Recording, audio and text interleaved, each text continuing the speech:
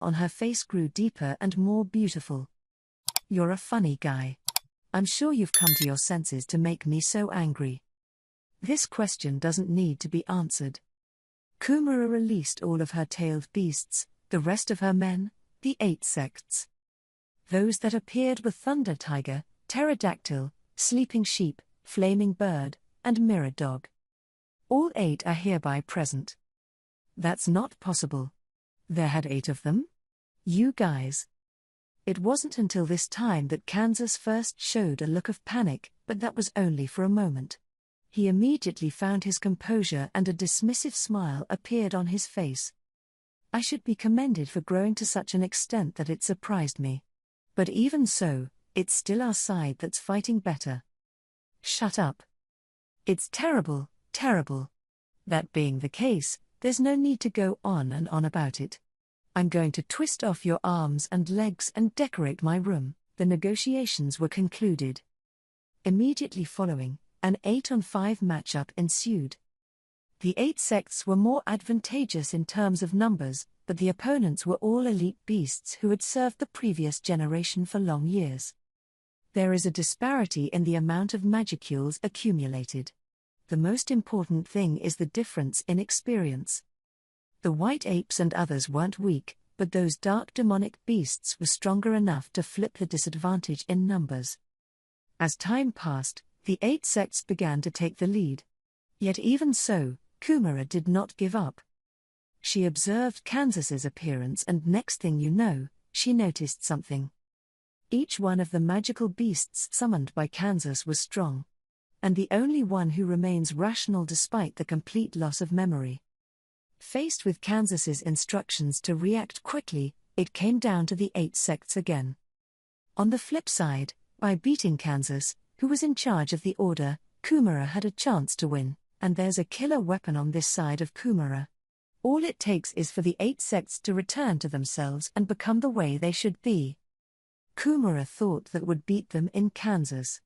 Therefore, Kumara did not panic at all, but gradually analyzed the battle situation. And then look at the Kansas side. This side looks like it's going to be fine, but it's on the verge of breaking point. There was certainly a reason why it was necessary to tame these dark demonic beasts. The secret lies in the power of Kansas.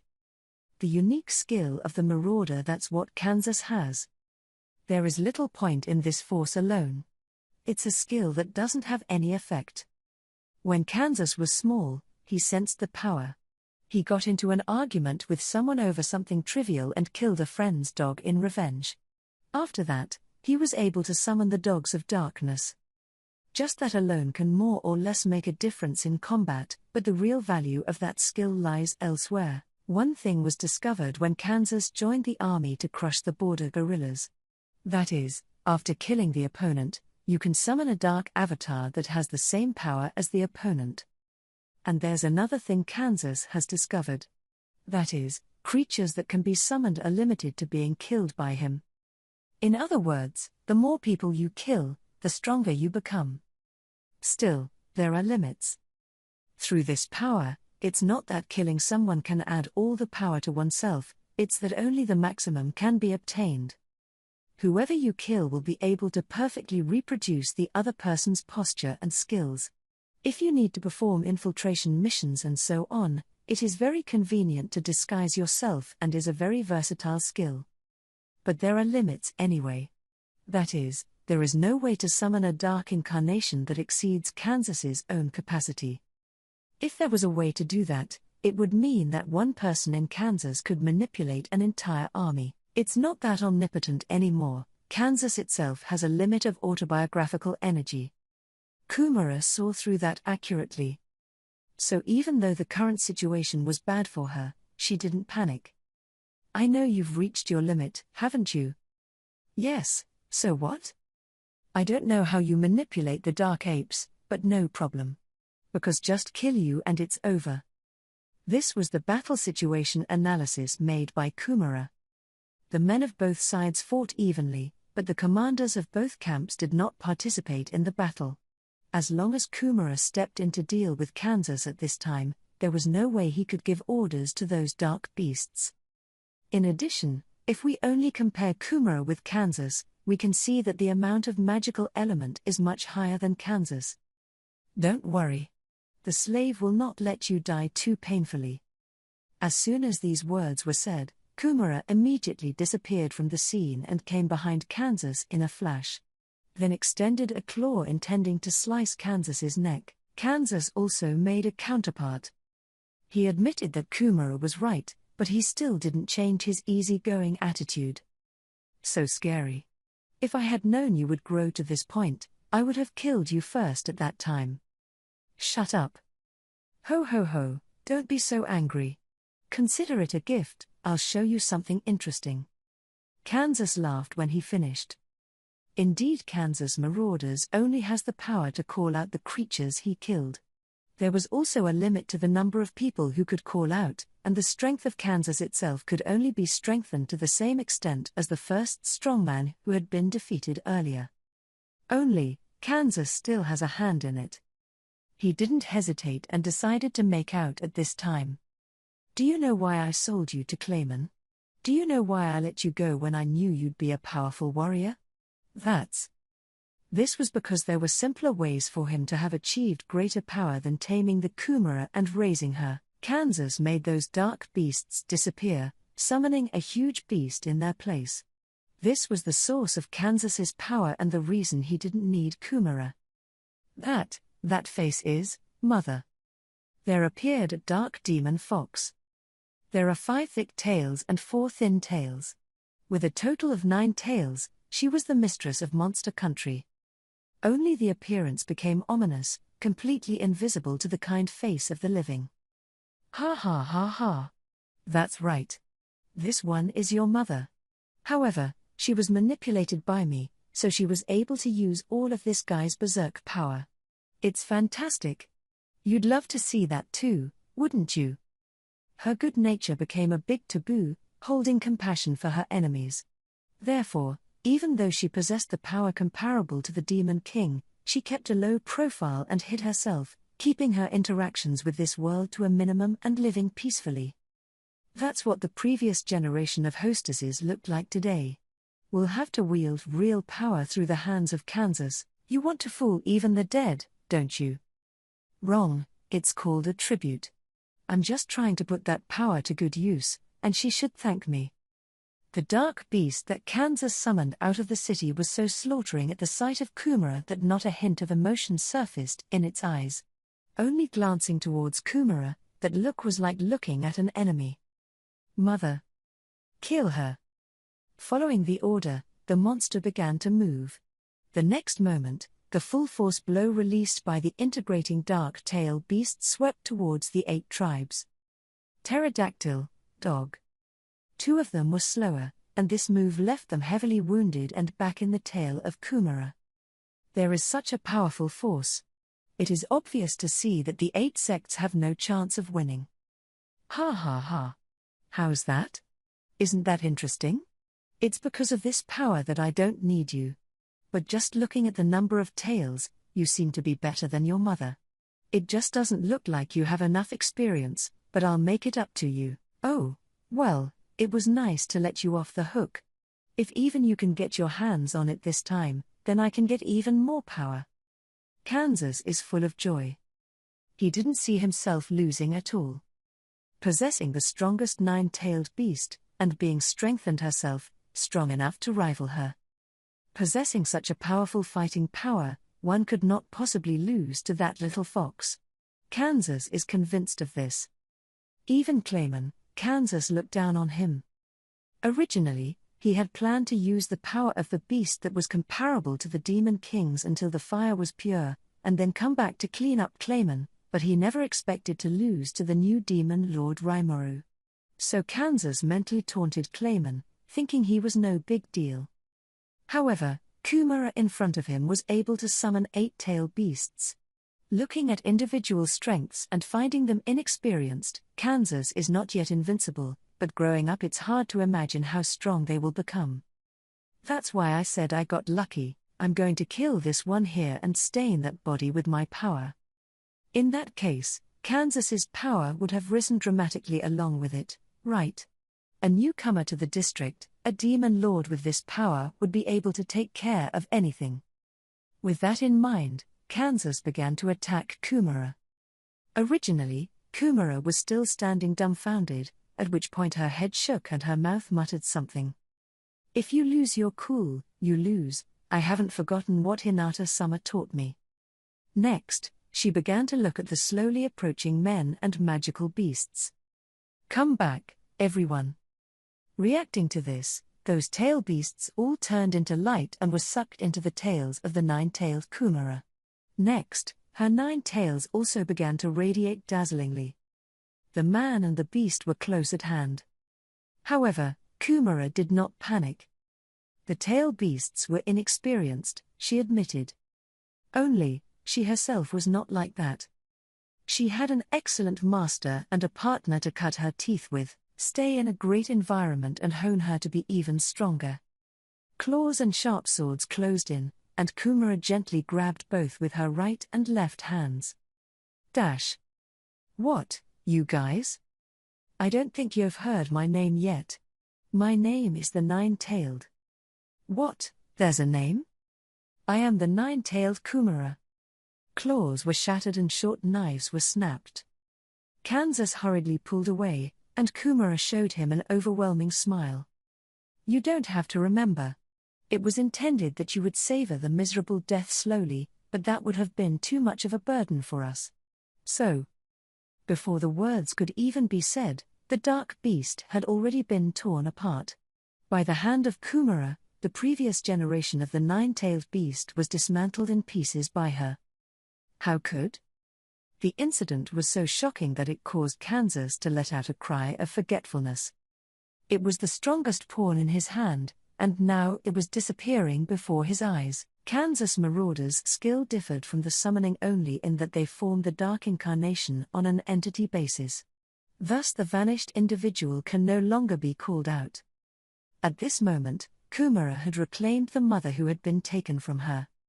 You. If I were any stronger, I'd make you suffer. It's a shame, but it's almost time to end it. Wait. That kind of stupid talk, how could Kumara listen to it? Kansas' bitter plea simply could not reach her ears. Farewell. When that was said, Kansas' lifespan came to an end. The nine-tailed strike, with a glowing tail slashing from all sides, this left Kansas shattered and dead in a few strokes. This is the nine-tailed Kumara. Possessing an alluring beauty, coupled with the generous will of steel, even to the point of coldness. I still think about what I've lost, but I don't miss it. She knew that death was irrevocable. So not continuing to be taken away is the point. Despite losing the monster country, the current Kumara had a home to return to. To avoid having this home taken away from her, that was the most important thing to the current Kumara. I also wanted to give everyone a chance for revenge, forgive me.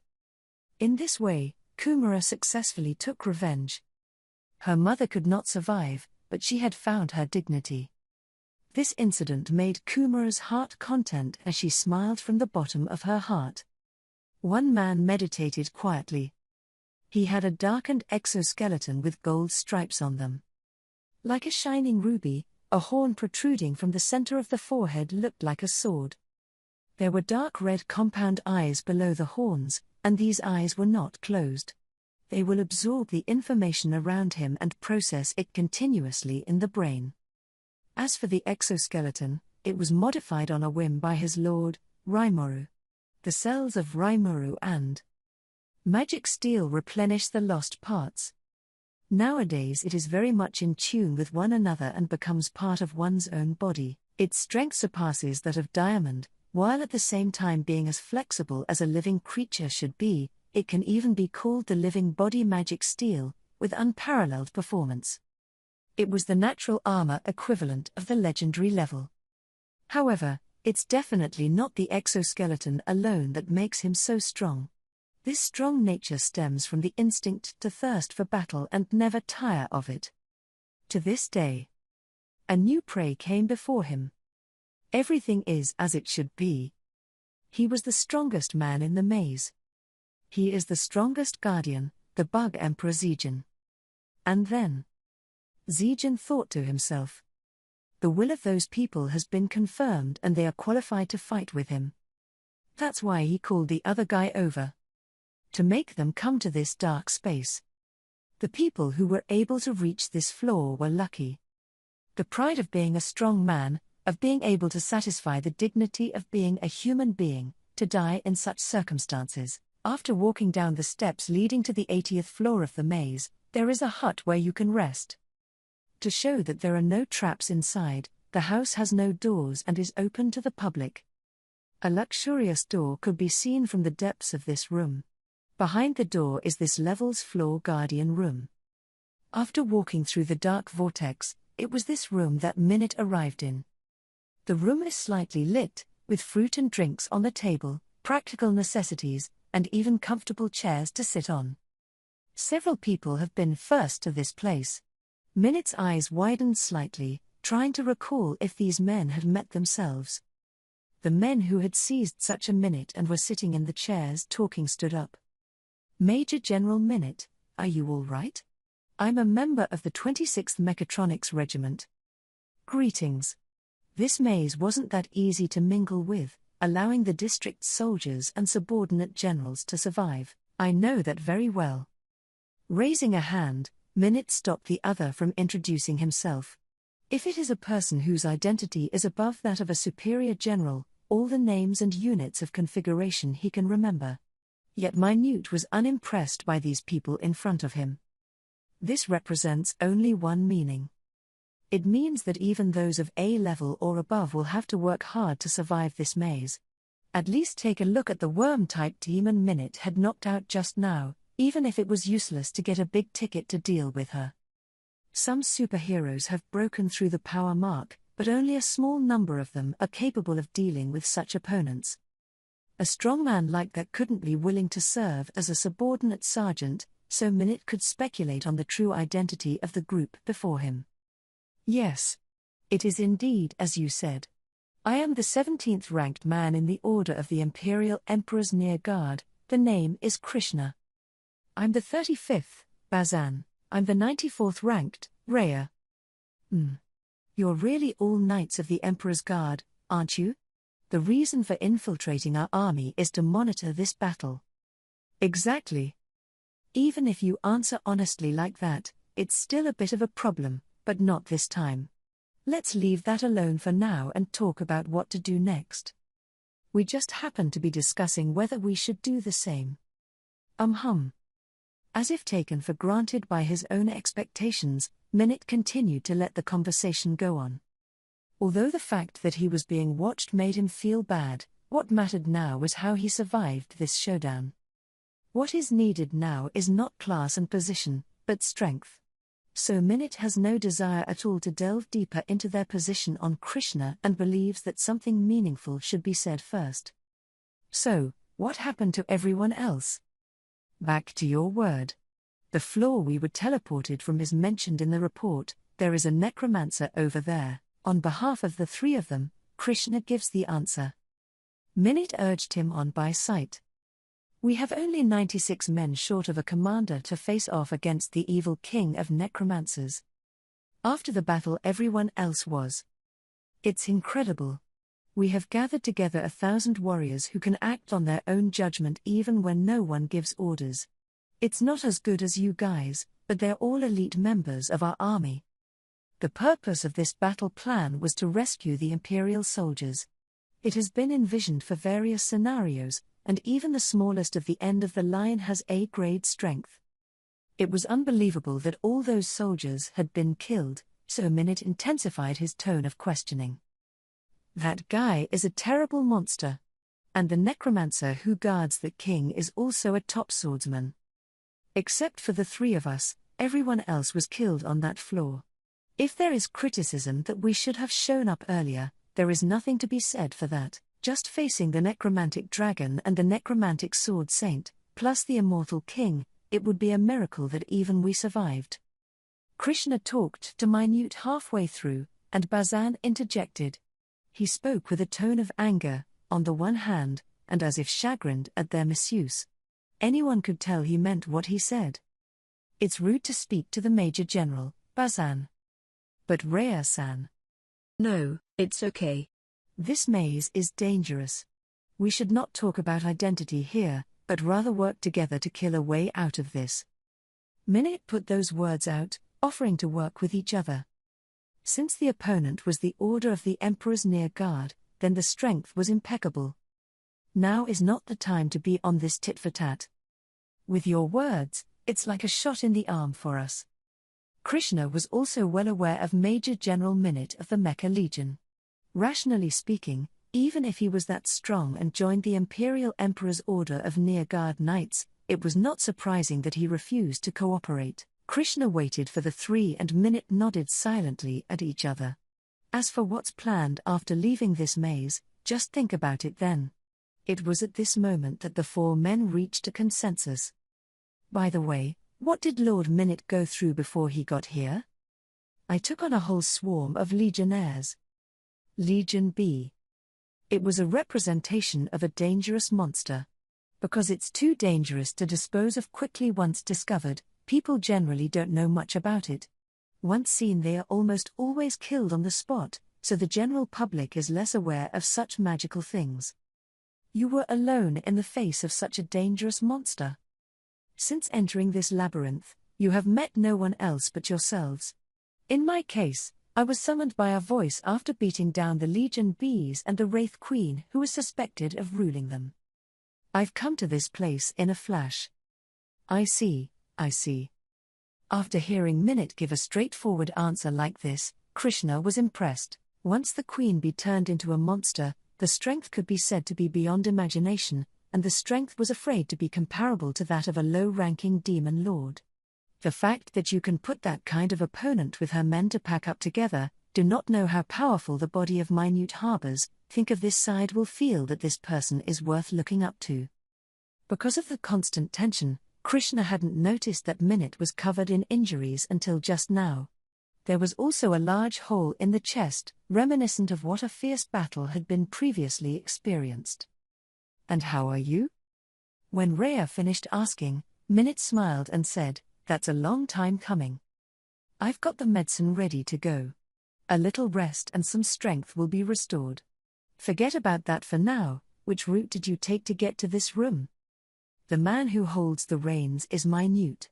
Despite saying that they were on equal footing with each other, the Minute still had the big official posture to ask Krishna to do their bidding. After that, the three men also shared the intelligence at hand under Minute's domination, each of them. One thing they found out later was that the maze was twisted in its construction. Exit reports are so far removed from reality that no benchmarks can be found. Like a blind man touching an elephant on a maze quest, the path that follows is all unknown. But what the hell is going on here? The opponent we're dealing with is also mentioned in the report. It's the 60th level of the Barrier Demon Lord, right? Why doesn't Rimuru let us start from the first floor and follow the sequence? It will take more time for us to get up that way. If it's just going to leave us in a state of exhaustion, it should be done right, shouldn't it? Bazan spoke out the doubts in his heart. The man who gave him the answer was really still Minute. It's simple. You've heard the rumors about the maze, right? Even if you go in for the challenge, just equip the bracelet and you'll be resurrected. What do you think would happen if this effect worked on all magical things? Hearing someone say that, Bazan let out a cry of dismay, while Krishna and Rhea picked up the slack for Minute with stony expressions. Rather than letting us spend time on the strategy, it would be better to let us in one by one, as that would drain the Imperial Army's strength. And as soon as you come in, you can't get out. That would be talking about breaking us up individually. Minute uttered exactly so and nodded. Of course, that's because of the confidence in the fighting power inside the maze. I have actually mentioned this to Lord Calgorio as well. But he said we'd take control of the resurrection stronghold and just wait for the monster to come back to life and kill it each time. That makes sense, so I'll just have to back off. It was revealed after the fact that the plan had failed, and Minute said this bitterly. In the end, the Imperial Army sent over 500,000 general soldiers. Sending the fighters in batches was the most stupid thing. The minions of the demon Lord Raimuru were responsible for guarding this maze, and the reason for this ending was because we misjudged the strength of the other side. Were any survivors found? That statement alone says it all. They must assume that there are only a few of them currently surviving. It's not so much a reluctance to believe as it is a reluctance to believe. If anyone survives and comes back to the surface, it's imperative that everyone retreats as quickly as possible. I'm sure His Majesty will be angry, but there's nothing we can do about it. No one bothered to disagree with that conclusion. While this is the approach to be taken, the next step is to grasp the status quo. What's this place like? No poison was found in the drinks and fruit placed here. I do not intend to receive charity from the enemy, but this is clearly intended to entertain us. And that door, it won't open with either push or pull, but you can see the numbers on it, right? We were all talking before you came and wanted to say if that was counting down. Behind that doorway located in the depths, there seemed to be an indescribably thick aura of monster matter wafting out. And the door that Bazan pointed out did have some numbers written on it. That's obviously indicating time. The numbers say 200. It should mean that the door will be open in another 3 hours or so. Coincidentally, that time coincided with the time it took for Minut's physical condition to fully recover. It didn't feel like an accident, and Minute sighed helplessly. It seems the enemy wants to fight us who are fully prepared. It's not exactly dangling, but at least the other side seems to be waiting for me to recover. And it doesn't look like we're waiting for a group of people to arrive for a separate challenge. That means the opponent is confident in his own strength, right? We and the Lord Minute have killed the King of the Dead, and he really underestimated us, but don't be polite to him at a time like this. In a little while Kansas should be coming over as well, and it would be in our interest to buy some more time. That's true. The more people who can fight, the better. If even Lord Kansas joins us, breaking through this maze isn't impossible, is it? Exactly. That said, the keys we have now, there are currently 7 of them. Did Sir Minute get something like that, too? Rhea said while pulling out a badge. There are 10 crystals set on it, 7 of which are glowing. This badge is the key that gives the right to challenge the king of this maze. Of course. In order to challenge the king of the labyrinth, the 10 lords of the labyrinth must be defeated. The Imperials already had 4 keys before we came in. Yes. It's not just the necromancer we defeated seems to be one of the 10 lords of the labyrinth as well. So it is. If Kansas wins and gets the keys, the minimum number of keys that can be added to a waiting opponent is 9. There was only a faint glimmer of hope, but there was always a bit of a clear path to follow. If they could get back on the ground right away, they'd probably swear never to come in again. This maze is just so treacherous. Yet that wish is unlikely to come true. If the enemy had not been defeated afterwards, they could not have made it back out alive. As early as the time they entered the labyrinth, they already had this realization. All they can do now is move forward. So much so, that Minute and his crew did nothing but wait for Kansas to arrive, while resting on one side. In order to increase the chances of winning, physical fatigue must be removed as much as possible here. Although there was no need to worry about poisoning, everyone did not go to eat the food prepared by the enemy. Each person took out their own carried grain and did what may have been their last energy boost. Take a chance on living. When only 3 minutes remained, Minute stood up. After confirming the badge, he was disappointed to find that the glow had not increased. Maybe Kansas lost the battle. Even as the wait continued, reinforcements seemed to show no sign of coming. This made Minute shed naive expectations. He judged the situation calmly and gave the correct instructions. It's time. It's about time we got ready, too. The words made the Emperor's near guards nod their heads speechlessly. Then they took out their pendants and chanted briefly in unison. Open. In a flash, a stream of light erupted and the 3 men were armed. There were 3 Emperor close guards, plus Major General Minute, the strongest man in the Mecha Legion. Although there were only 4 people in total, the people gathered here were among the best in the Empire.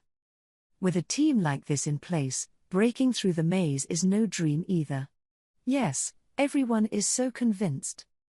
And just like that, the moment of destiny came. Time counts down and the rest goes to 0. Meanwhile, the front door opens.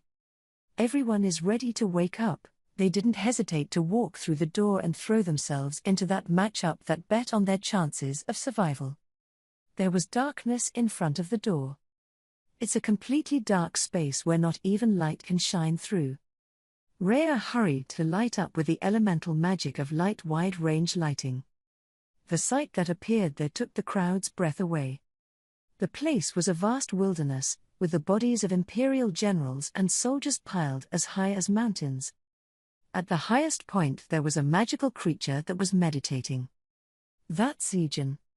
Not sitting directly on top of the body, but floating slightly in midair. Just looking at it was proof enough that Zijin possessed a high degree of magic. "Welcome to you, warriors." The voice was low and flooding. Zijin just said the word and a strong sense of oppression appeared throughout the space. This time Minute could be sure. This monstrous creature was the one who had drawn him to this place, the demon Lord Rimuru, so without thinking, he asked. "You are the demon Lord Rimuru, right?" He had already read the report that said the demon Lord Rimuru was a slime. But how is that? Since it's a slime, it's not surprising to be able to morph into various forms. The most important thing was that this creature released a rather overwhelming demon Lord Chi. This proves that the creature is the demon Lord Rimuru, or so Minute thought. He didn't expect that statement to piss off Zijin. "How dare you mistake me for the great Lord Rimuru?" "What?" An intense rage enveloped the space. Seeing such a violent reaction from the other side, Minute this time realized the blunder. "My name is Zijin. Just one of the 10 lords of the labyrinth. You foolish men who crawl on the ground, it is not a pity to die so foolishly." Despite the passion that burned in his heart, Zijin only blandly informed. "There is only one way for you to live, and that is to defeat me. Earn your lives and struggle as hard as you can." Although he spoke arrogantly in the face of the heroes of the Empire, the tone did not sound arrogant and complacent. It made it clear to the Minute that knowing Zijin was stating what he knew to be the truth. Trying to get him to retract those words, as Zijin said, can only show strength. "Guys, we're going all out." "Yes, sir." "Got it. I see." And just like that, a truly ravaging showdown ensued. True or false, that's what I'm saying from the heart. That said, Benimaru and I were staring at the scene reflected on the big screen. The image shows what was going on inside the labyrinth until not too long ago, and now it has become quiet. This means that all Imperial General soldiers on all floors were killed in action. The battle is over. However, the sight we just saw was too much for us to talk about. That guy might be better than you. In the end, I finally managed to say what I really felt in my heart, presumably unwilling to admit it. The look on Benimaru's face was hard to watch. On that part, there are a few possibilities. The tone in which he spoke felt very chagrined. Benimaru also muttered in a small voice, but not to the point where the probability is 0 at best. Just admit it. It's time to be honest and admit it. Kufa-fu-fa-fu. I also fought against the one called Zijin.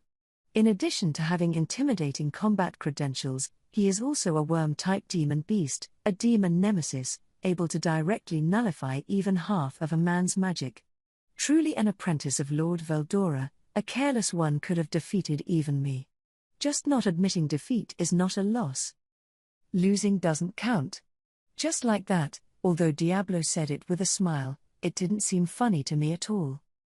Raziel was also one of those cases where certain high-ranking members of the worm-type demon beast belonged to the demon race's natural enemies. It looked like Zijin had also become such a being. By the way, it looks like Testarossa and the girls have challenged Zijin as well, but I hear there is no record of winning until now. Being able to see the chagrined Testarossa, Diablo seemed very content.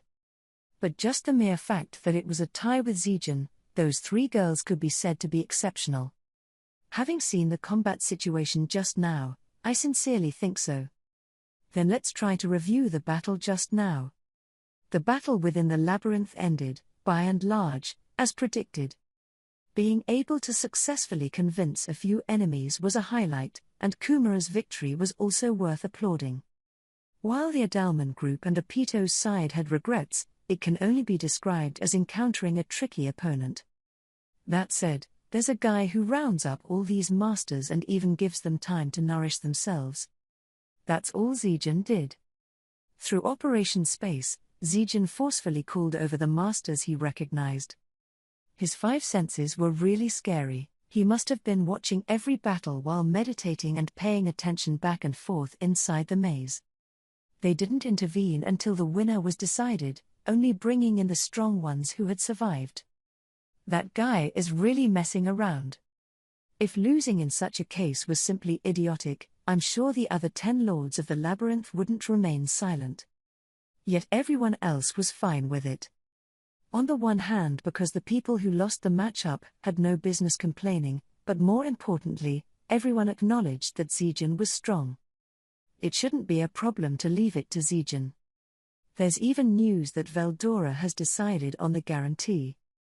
In my opinion and Benimaru's, I hope Zijin sets his sights on actually winning. If the enemy is defeated accidentally. Although this layer of worry was inevitable, there were only 4 people left on the enemy side. Complaining over a little thing feels very musintrous. So I decided to stop being a pussy this time and give Zijin permission to be capricious, plus, they can gather combat intelligence. It seemed like fun to see Zijin get serious this time, so I decided to just go with him. The results show it was all a rampage. In a phrase, it's a one-sided fight. The first to start the action was Bazan, who had been alone against the necromancer.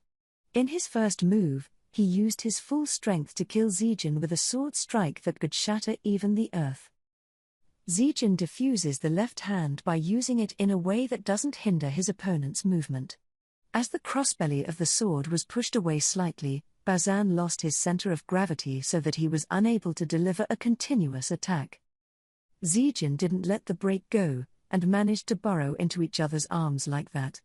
The right foot stomped on the ground with force, and at the same time, the right fist was aimed at the enemy's armor and struck over. Only then did he wonder how much power was contained in that punch, and then he realized that the hardness of that punch was comparable to legendary level. The glowing armor shattered, and Bazan died as a result. It wasn't even 3 seconds after the fight started that this thing happened. The gang probably didn't react for a moment to the sudden death of their partner. The female wizard whose name was Rhea was dumbfounded. It should be clear what would happen if such behavior appeared in front of Zijin. She's still lucky. There was no pain or fear, just death. The Rhea, who had been sliced in 2 with a hand knife, went limp. Seeing this scene, Krishna, who had beaten Albert, let out a shout. Hey, hey, hey, hey. How dare you kill Rhea? Go to hell, you monster. Dimension cut. Anger escalates into fighting spirit, and Krishna shows divine skill.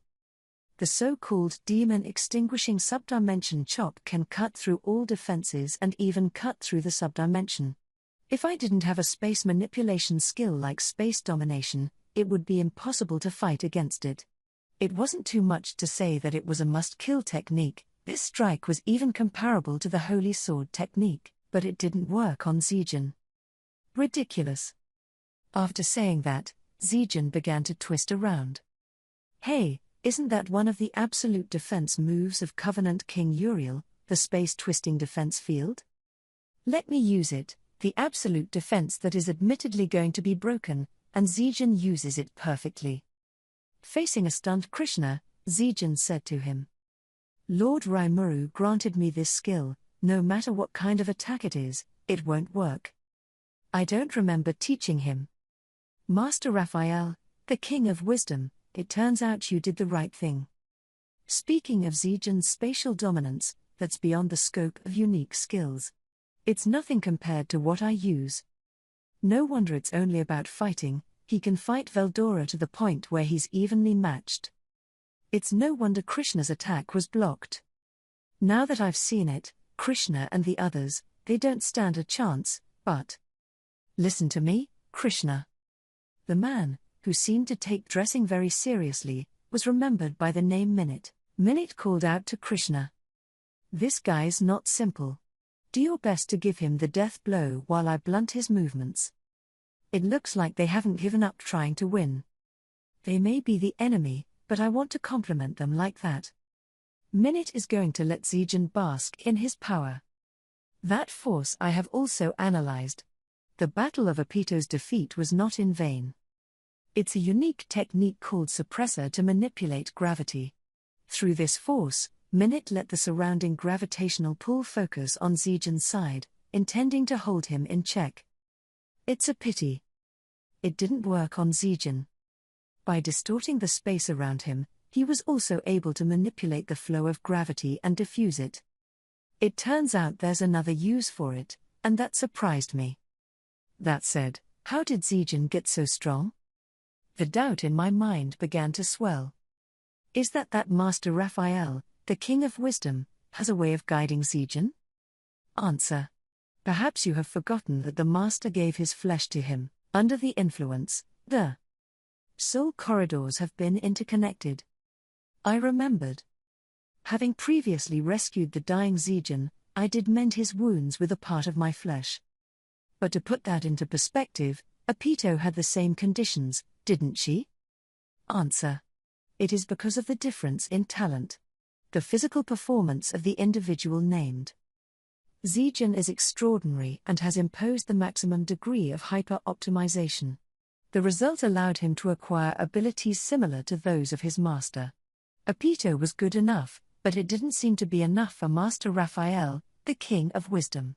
It seems to be satisfied with Zijin, and I don't have a concrete idea of how good Zijin is. That said, what the hell is hyper-optimization? That's simply a big makeover, right? Although that was the first time I heard it. That is to say, the crystallization of the interest of Master Raphael, the King of Wisdom, is equivalent to Zijin being right. With this layer of perception, it's no wonder it's so exaggerated when you think about it. It's only right that Master Raphael, the King of Wisdom, who is known for often going too far, should be fooling around again without my knowledge. Possessing the ideal fighting type, this guy is particularly good at fighting. That kind of Zijin blossomed after special training with Veldora. Unusual people simply could not deal with him. And then, as expected, Dimension Ray. Only to see Zijin spread out his right hand, 5 fingers, and casually swing it downward. Just this action cuts the subdimension, in other words there is a spatial disconnect.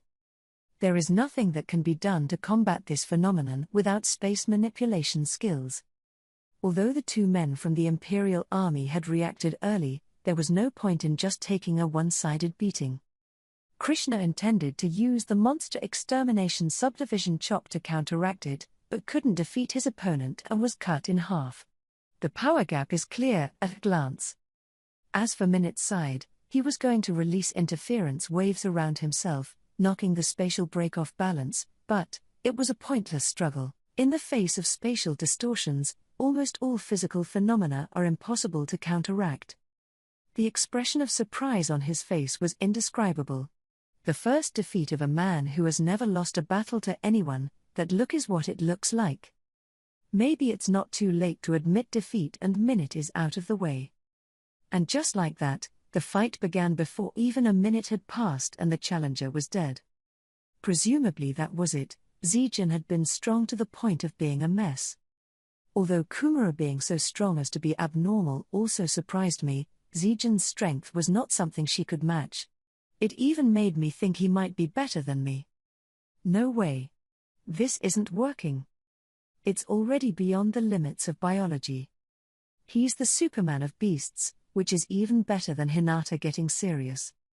According to my calculations, even Apito is strong enough to be on a par with Carrion and Frey. But even this Apito, against Zijin, wouldn't last more than 3 minutes. If Zijin fights for real, the winner will be seen in a flash. No, that's no longer a showdown. It is unilateral decapitation and extermination. How could such a strong master be nesting in a maze? What a waste, huh? That guy's a secret weapon, though. Can't let this guy out into the world. It's decided. However, even so, I originally thought that the world was full of crouching tigers and hidden dragons, and I thought that I hadn't taken it lightly, but I didn't realize that there were such superhumans hidden in our territory. I always thought he looked like he was strong, but didn't expect far beyond that. There really are some other things in the world that are mind-boggling. That said, let's put those aside. There were other things to reflect on this time. I find that casually leaving things in the hands of Master Raphael, the King of Wisdom, can really get out of hand. I don't have time for trouble over there right now.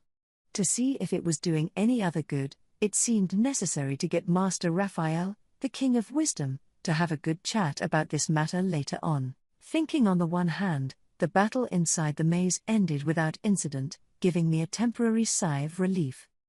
In this way, out of the 700,000 Imperial troops that had come from the ground, more than 530,000 had already been packed up. While it was essentially carnage, to me it represented nothing more than obtaining 500,000 souls. That makes a total of over 700,000 people. 7 subordinates can be allowed to evolve. I'll wait until the rest of the ground combat is over before I consider who to let evolve. As for this ground game, there's no room for carelessness just yet. There are less than 200,000 Imperial troops left. It's still a big army, but it feels like very little compared to when it started. Right. It had been 2 days since they had last sent troops into the labyrinth, but nothing had moved since. Nor does it appear that there is any intention of sending any more troops in. If they continue to cling to the labyrinth, then the enemy commander will be too incompetent. Also, Benimaru is right. The opponent's battle strength was gradually draining away, so normally, he would not continue to send troops into the maze. So that we don't have to kill out.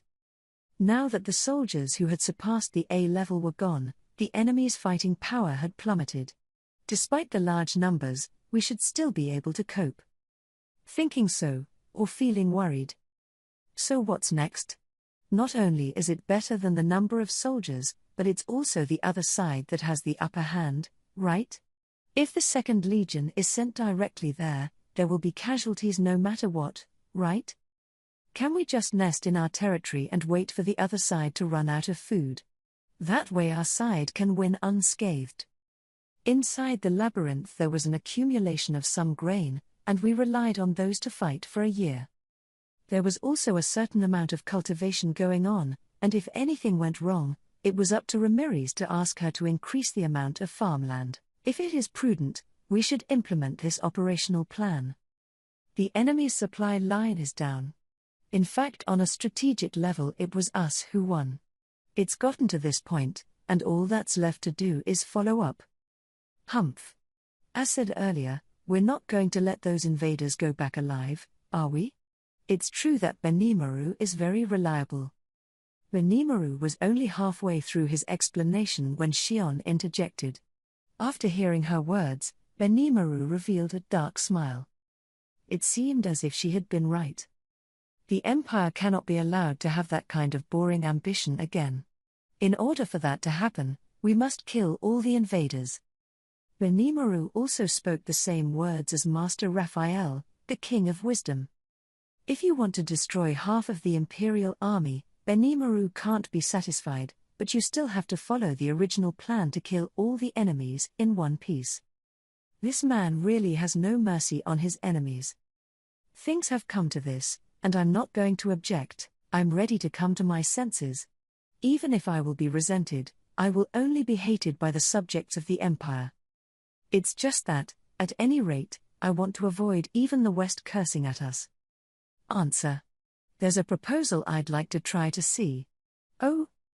It seems like there's still a record on Master Raphael, the King of Wisdom's side. Seeing that it doesn't say anything like that, it's probably not sure what the odds are. Can that be implemented right now? Answer: no.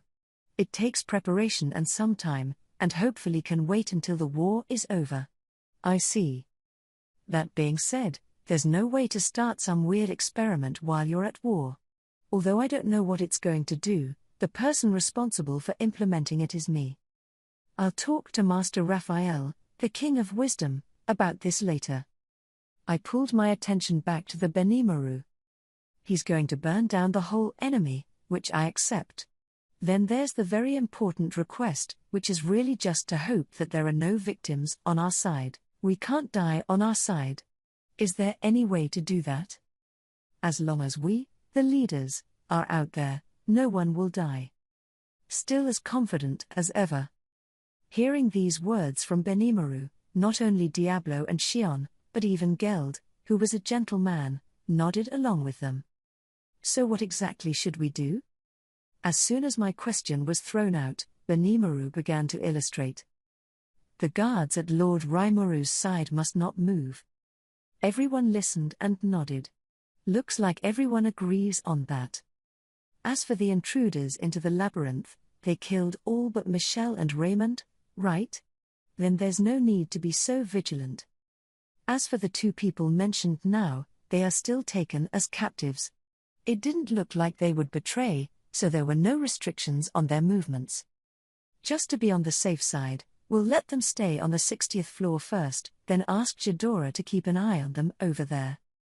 Guessing that they might get bored, Ghidorah asked them to look at the fighting on the various floors. We also have a record of the reaction of Michelle and the others at the time, who watched the 10 lords of the labyrinth all dumbfounded in combat. Isn't that right? Just like I said, defecting to this side is the right thing to do, right? Just say it. Be thankful for us. We're going to have 3 dinners to show our appreciation. Geez, don't give them a hard time. We've been down the same road and can appreciate how you feel. That was probably the case. Ghidorah and Shinji and the others even stepped in for comfort. I guess there should be no need to worry about them. In this way, it is important to note whether there was an invasion of the town before the war started. Sue, is someone invading the town? Don't worry. It's all taken care of. Looks like it is. But since Sue had answered like that, that meant it was a great relief. Answer. This time the invaders of the maze were all but eliminated. It is confirmed that the individual named Krishna has used the resurrection bracelet, but he has gone outside the maze, so it is not a problem. So Krishna is still alive. Although he was strong, hearing Master Raphael, the King of Wisdom, say so, the relevant information was all in hand. That would be no problem. Anyway, the inside of the maze seems to be safe, so there should be no need to worry so much. Meaning people like that Kansas, Minute, and Imperial Emperor Close Guard Order, those ranks would be better than me before I became a Demon Lord. According to Chloe, it seems that I didn't evolve into a Demon Lord before, so it wouldn't be surprising even if I was killed. I did not summon Diablo in that time and space, and he was not there. With Valdora not yet resurrected again, Zijin should still be in the same state he was in before he evolved.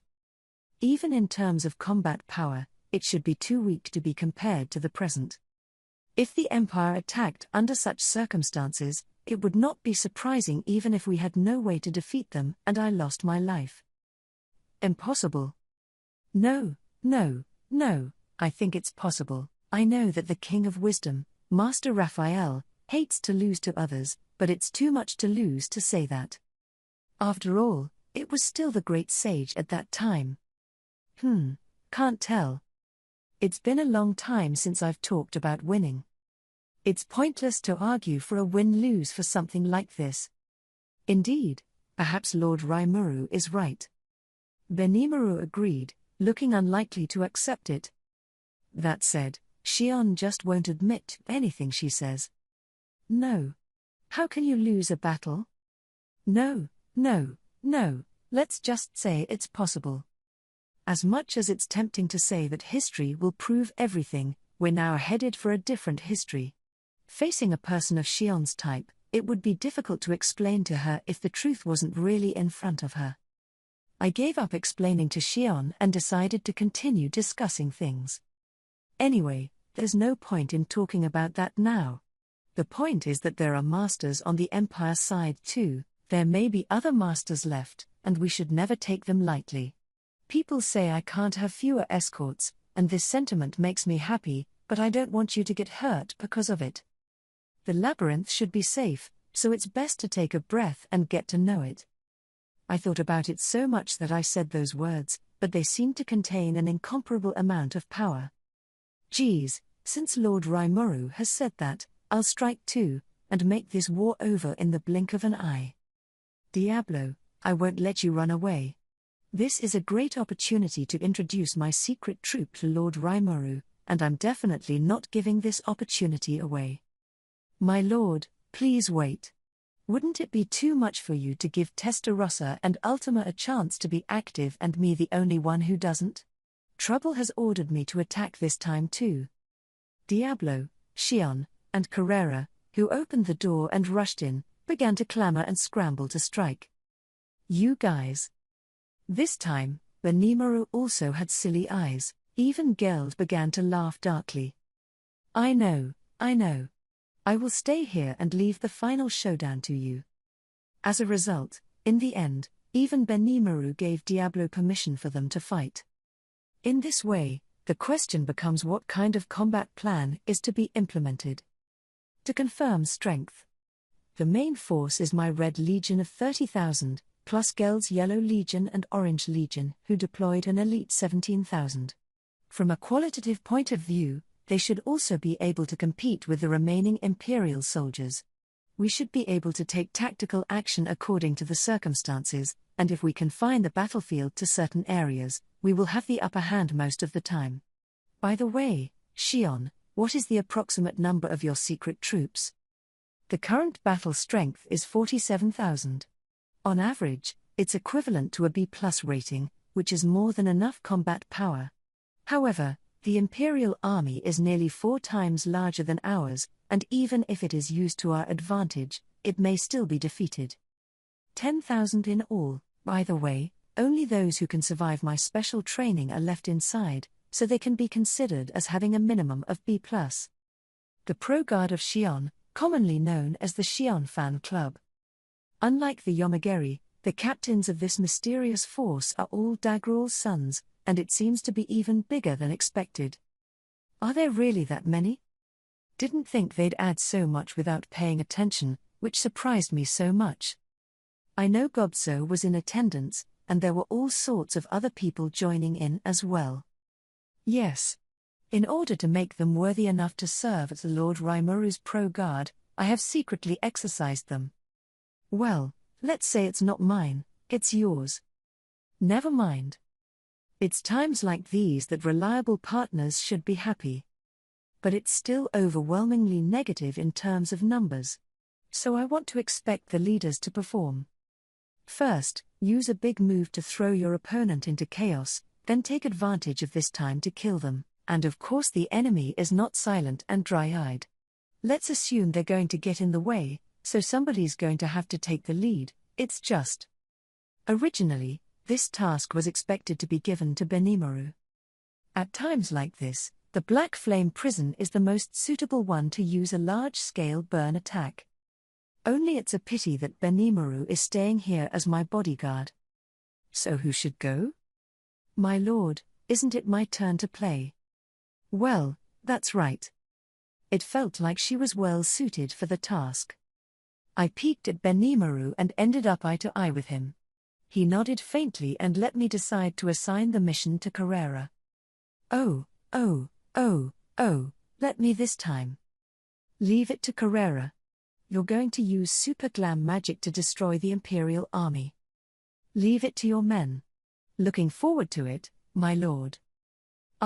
Diablo just seemed to have something to say halfway through as well. Sorry, Diablo. What were you trying to say? No, Nothing, Kufufafu. Not a very important thing. Great, Carrera. I'm so happy. It always felt like there was a spark between Diablo and Carrera. Was that guy Diablo going to recommend himself? It would be embarrassing for him if that was the case, but would Diablo use mass magic? It should work. He was going to give it his all, right? Just thinking about this side makes him feel a little pathetic. Sorry, Diablo. In fact, I was just going to ask you to take care of the Supreme Commander on the enemy's side. I jumped out of my chair, shifted from slime into human form and stood in front of Diablo. Then put a hand on his shoulder, meaning to say, "Ha!" Only to see the look on Diablo's face ease up. It looked so happy, the whole crowd was ecstatic. That's fine. Maybe the enemy still has a master we haven't seen, right? That guy named Krishna seems to have come back to life just now, and tracking that guy's aura is easy for you, isn't it? This guy has a bit of a stalker streak and should be good at this kind of thing. It was based on this thought that I asked, and as a result he replied cheerfully, "Of course, Lord Rimuru." I thought to myself, sure enough, while nodding my head. There are likely to be intimidating masters lurking on the Imperial side. In order to force those guys out, we have to show them what we can do this time. Carrera, Diablo, please. We vow to do our best, my lord. Kufufufufu. What an emotionally charged order from Lord Rimuru. Great. With the opportunity to make an appearance, Carrera looked happy, too, and Diablo's mood changed for the better. That way they'll be better off in Geld too. In order to avoid the obstruction of Carrera's magic, other troops were sent to thoroughly intimidate each other. If someone does come out to get in the way, then Xion will send her troops to deal with them. After I finished speaking, Benimaru took over to give instructions. Looks like he'll have no problem with leaving everything else to him. As for the formation, Geld will be in charge of playing the lead, and the Xion side will be playing guerrilla tactics, as mentioned earlier. The pursuit looks to the Red Army for firepower, as to who will be in command. That person needs to be able to link to Benimaru using communication network to immediately reflect what he means. The wrong action on the battlefield can be fatal if you accidentally take the wrong action. So there is an absolute need for people who can make fine corrections. Gobuya should be well suited for the role as well, but the burden of giving instructions to Xion or Geld might be too heavy. Then this time send Gob. Wait a minute. Someone interrupted Benimaru's words, and at this time the door to the control room suddenly opened. Someone came in, and it was Mumiji, the leader of the Tengu clan. She is also the daughter of Hakuru and is close to us. Having said that, it's a problem to be able to easily enter the control room in the midst of such heavy guard. I was kindly invited here by Lady Shuna. I see. Shuna prepared dim sum and tea for us, and did it without any fuss. It looked like Mumiji had been helping her. Since that made it okay, I decided to come and hear what Mumiji had to say. As for Lord Benimaru's agent, as his future wife, I think it's my responsibility. What are you talking about? This battle, Benimaru's agent is not just anyone to call. It's just that switching to Mumiji would be fine. Her strength was impeccable, her temperament was rigid, and she would not be overwhelmed by Xion and Geld in terms of her aura. Wouldn't that be nice? I decided to accept Mumiji's offer. If it's Miss Mumiji, she's also a pretty reliable comrade in arms. It seemed that Xion didn't have a problem with it either. Knowing that she was Hakuru's daughter, Xion seemed to have a special fondness for her.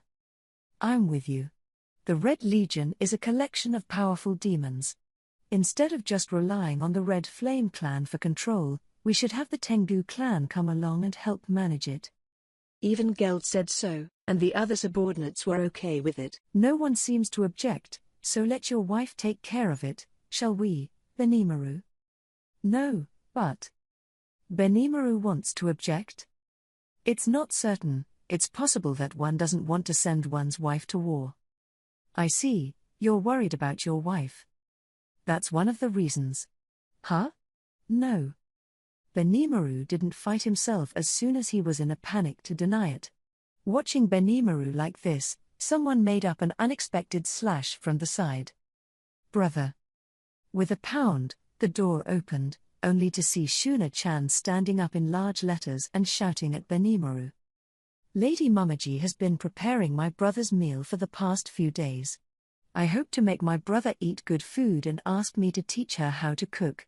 In the face of such a positive attitude, I will not trample. Yes, is that so? Yes.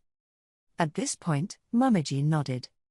I've actually noticed that too. That's because some places aren't quite cooked yet, compared to the dishes made by Shuna. That's why I wanted to answer Mamaji's offer. But that incident is not the same thing as this one. Brother. Ooh. It turns out that even Benimaru can't beat his sister. It's my brother's indecisiveness that's to blame. Because this indirectly made Lady Mamaji feel uneasy. Since you're a manly man, you should be strong and say exactly who you love. Ah, indeed that's right. Albies versus Mamaji. I'm curious who Benimaru will pick, but it doesn't seem appropriate to talk about that right now. I sympathize with Benimaru from the bottom of my heart. After all, I wouldn't want to discuss such things in front of a crowd. No, Lady Shuna. I'm going to win on my own. This time Mamaji firmly declares. The situation was rather unfavorable for Albies this time. Mamaji's side has bought off the people they should have bought off, so it looks like it's a winner? I was just thinking about this. I won't let you sneak away. I didn't expect even Albies to show up. She lazily walked out from behind Shuna. Just now, I finally arrived here with reinforcements from Eurasania. We didn't ask, and we didn't hear about it. That said, Albies brought the letter from Milim. Do your best. That's all that's written above. The phrase is being said to whom, and depending on who the recipient is, various interpretations can actually be made. All that aside, how did Albies come to be in the labyrinth? It was all through Lady Milim's magic. Wasn't it all the Lord Raimuru's referral? Oh, I see. Milim went to get permission to talk to Ramirez through the mind talk and sent the army straight into the maze. As messy as it felt that way, Milim was capable of anything. Then looking at the army led by Albies, there were 20,000 in all. It wasn't just the beasts, even the winged clan had come. It seemed that the Beast King warrior regiment had also sent several people from their side. Even Benimaru put on a bitter melon face after reading this. Since it was Milim's intention, then he couldn't refuse the reinforcements that Albies had brought, and the way things had turned out, presumably Mamaji would never back down. I know. Mamaji, I'll just give you my army. You will be my agent. I'd love to. Mamaji looked happy. The next battle of woman against woman begins. Don't you pull my leg. What's that supposed to mean? It was as if seeing visions of sparks popping and flying apart made me a little uneasy about whether this would go wrong. Although something happened, the members to be sent to fight were finally finalized. Either way, Albies and the rest have these reinforcements to look up to. We are still numerically disadvantaged, but even so, this still creates a lot of residual power. Geld came to the front and gave the back to Mamaji. Both sides are guerrilla forces. The right decides to configure Shion, while the left is Albies. This is slightly relieving, but the war has to start next. I tensed my nerves and asked the legions to prepare for the attack. Seemingly impatient for the moment, Shion and Geld set out. Mamaji followed in their footsteps, and the control room suddenly became busy. The 95 floors now turned to 100, and there became a vast expanse of empty land. It wasn't to the point where they could conduct military training, but it was okay for all of them to squeeze over there.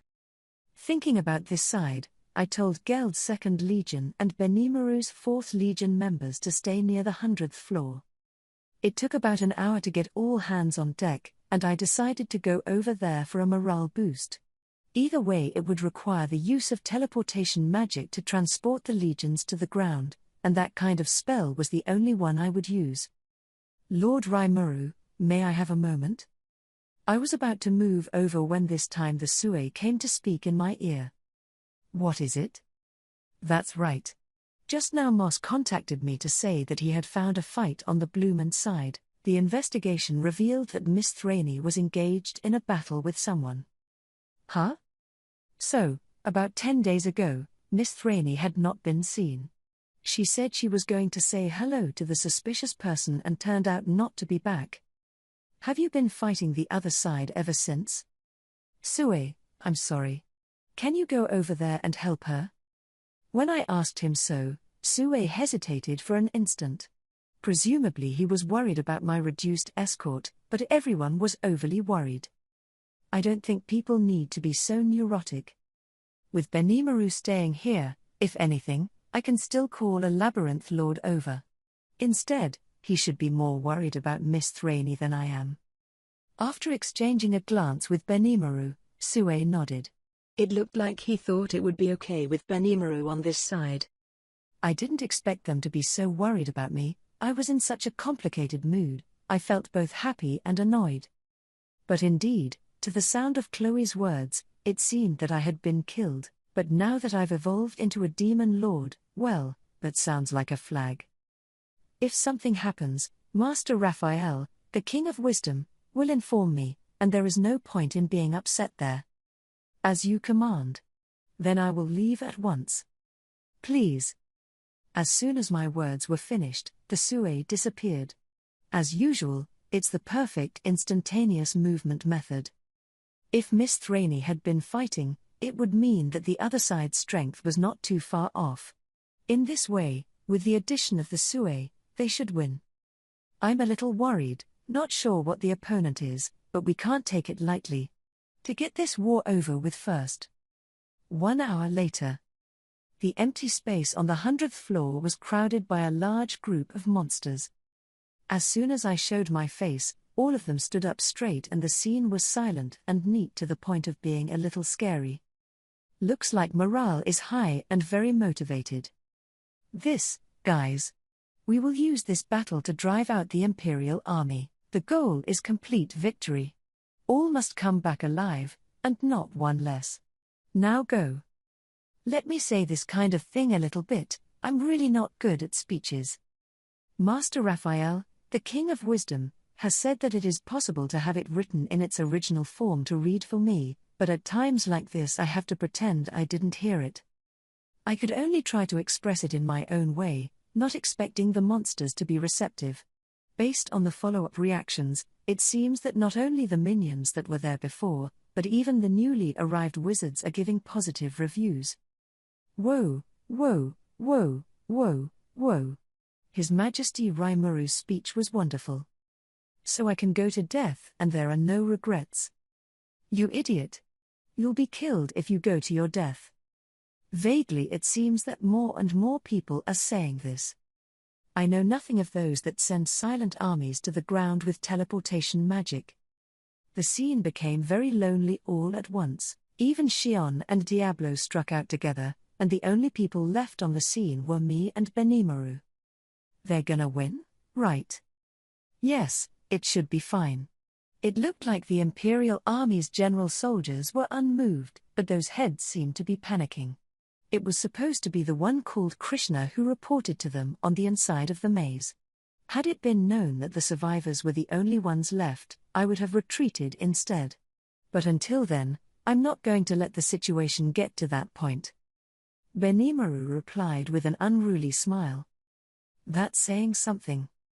If it were me, I would feel uneasy about not being able to contact my subordinates, so I would think of some countermeasures.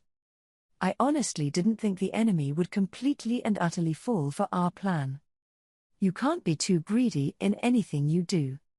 Yeah.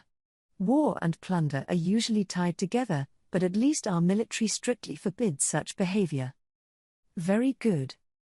When fighting, the side that loses its cool loses, while the other side that is stimulated by desire immediately gets hot. This time we took advantage of that habit, and as a result the plan went smoothly to the point of being daunting. To use this case as a counterexample, be careful not to follow in the footsteps of the other party. I was discussing this with Benimaru on my side and was about to return to the control room. That's when a possibility popped into my head.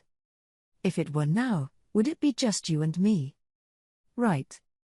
That's just a hypothetical. If there's an enemy hiding in the labyrinth, I don't think they'll let that chance go, do you? How can that be? It couldn't have been done at such a good time. That's right. That's right. That's called being too suspicious. Even Master Raphael, the King of Wisdom, hangs on to reassure that the interior of the maze is safe and sound. Once you start doubting, you can't collect it, and it's best not to think about it anymore. Thinking the same thing all the time makes you feel uneasy in your heart. But there was an ominous sense of foreboding from just now. It's actually nothing, not in disbelief of Master Raphael, the King of Wisdom, just always feeling concerned, thinking that he might be missing something. Answer. Suspicious persons have all been identified. I believe you have confirmed that. But on the flip side, what if it's a character we know well? Erin the others, for example. Because I trusted a few of them so much, it would be traumatic to be betrayed. Of course this one is hypothetical at best. Erin and the others had no reason to betray me, and we had accumulated a lot of trust in each other along the way. Presumably it can be asserted that they must be fine. But should other people be seen as well? The subordinates of the country are fine. As for Brother Mayamile, he works tirelessly for me. I have no way of doubting him. Except for the subordinates, all the other people close to me were people who came to stay in our country after the founding celebration. Yes, for example, Mr. Rimuru. Some came from the Labyrinth City side, it can't be them. The person who waved at the front of the line, who I also knew very well, was Masayuki. There were two others, both of whom were in his entourage. Warrior and wizard, respectively, with names like Thunder and Bonnie. I rarely have conversations with them, and that's because these people have been hostile to me until now. That's just my guess. Maybe there's a chance that they're lucky enough to want to kill me, too. No, that's a bit much to think about. That's true. My concerns were overruled by Benimaru. I don't want to doubt Masayuki either. So, Jidora once said that Masayuki and Emperor Rudra looked exactly like each other. No, they just happen to look the same either way you think about it. Answer. Considering the history of the Empire and other dimensions, the probability of the individual's name being the same person as the Emperor Rudra is 0, considering a variety of factors. So to speak. I'm relieved for the time being that a vocal response is a blessing. Hi, Masayuki. Did something happen? You ask me what happened.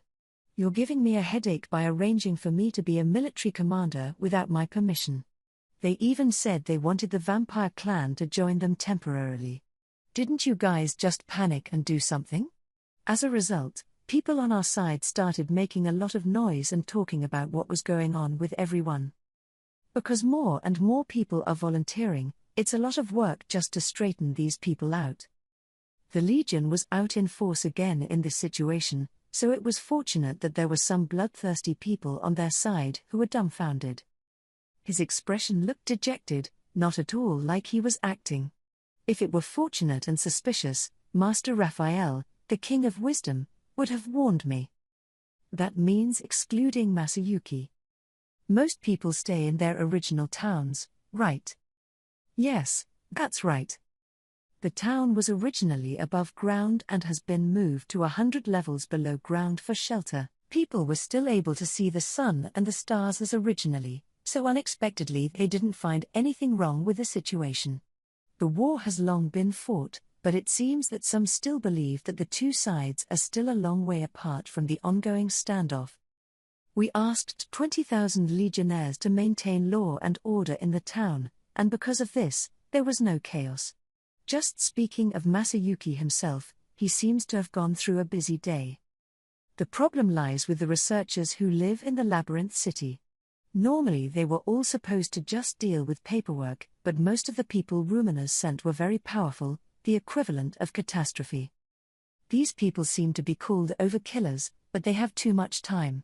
To them, this war was also like a celebration, and they even went to Masayuki to negotiate with him face to face, saying that their willingness to participate was high.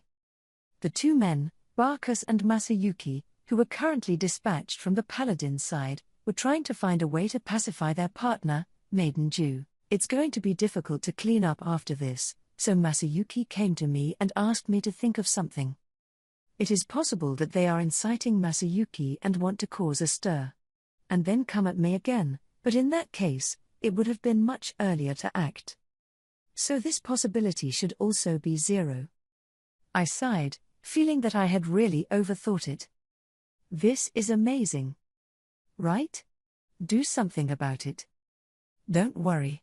The war is almost over, so just make up some random excuse before them. No, no, no. You think it's easy to say things that don't concern you.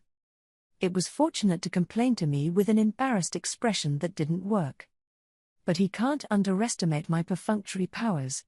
I don't have that kind of time to run off on my own initiative to get into this kind of trouble. It's exhausting to be there, so I want to hurry back to the control room. Then let Shuna make a cup of black tea for me and enjoy a delicious cake. You must be trying to escape, right? Ha ha ha. What are you laughing at? It's all crap arguments, but that's the essence of perfunctory. I wish Masayuki could follow my example and come to the top of this realm.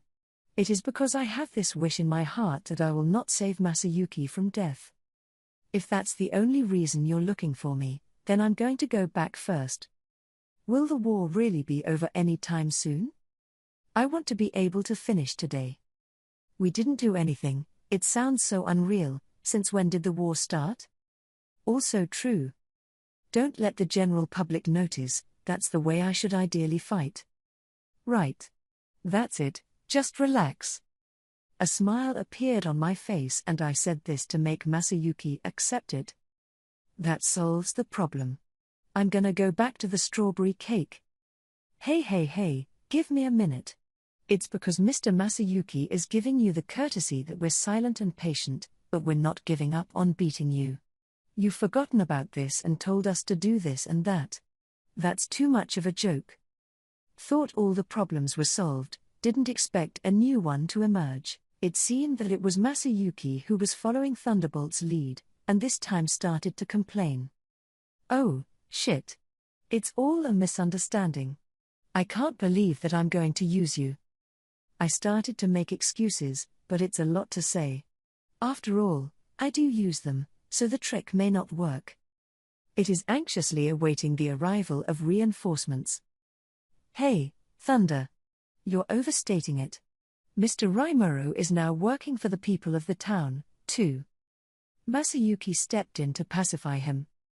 Thank you. I'll treat you to cake later. I looked at Masayuki with a grateful look. Thunder didn't continue to complain after being raised by Masayuki. I guess he's still upset, but he seems to have enough of a belly to be able to take it in stride. It didn't match his looks, and I thought to myself that this man was unexpectedly mature. All in all, that settles one thing. Originally thought so, but didn't realize it wasn't that simple. Thunder is right, just lucky. The Demon Lord and Daredevil were supposed to be hostile. Don't you keep holding back, it's better to finish him off sooner, rather than later. Bonnie always steps back as a spectator, and only then does it get heated. I was thinking about how to calm him down. If you're lucky enough to refuse to do it, let me do it for you. After saying this, Bonnie began to chant the mantra. I secretly thought to myself, that's enough, and the next second I changed to a serious expression. Holy purification of the frontier. How could I almost shouted the words, but finally held back. Not only was it difficult to use this spell, but only a small number of people could cast it alone. Bonnie was indeed an otherworldly visitor and had heard that he was good with magic, but hadn't expected to be able to manipulate such high-order divine magic. In other words, he's serious. Notice. Confirmed intent to kill. The person named Bonnie is the enemy.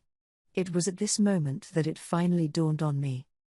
Originally wondering how the enemy could be one of our own, thinking myself overly worried, turns out that enemy is the immediate Bonnie. One person acted faster than I did. A crisp and sharp sound rang out. It was the result of Benimaru's Tazen clashing with Bonnie's saber. Bonnie, so you can use a sword too? The one who was so surprised was Thunder. This would have been Bonnie's first time with a sword. That means Masayuki and others are clearly Bonnie's partners, but he has been lying to them so far. Humph, how could I be so stupid as to show off my true style so easily? To strike is to win and to kill, the expression on his face was written clearly. Damn it.